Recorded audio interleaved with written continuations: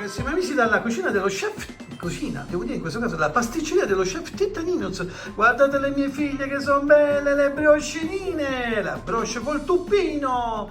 Ora devono gonfiare, levitare un po' e poi dopo poi il paparino, poi li mettere nel forno per abbronzarsi. Salutatele, ciao papi, ciao belle, ciao. Sono coperte le bimbe, le mie bimbe, ora le copriamo, così loro stanno bene, si riposano e gonfiano come le palle, gonfiano. Buonasera carissimi amici, anzi quasi buonanotte alle ore 23-25, guardate questo evento, la nascita delle mie figlie, eccole qua, le abbrosciati Cinara Cotuppo, guardatele un po' ragazzi, guardate che sono belle dalla regia, inquadriamole, guardate, aspettate, mettiamo la teglia sotto, se mi brucio, guardatele che bello, ok, ci diamo la mano, grazie, guardatele, questi capezzoloni, bello, ora spalmiamo.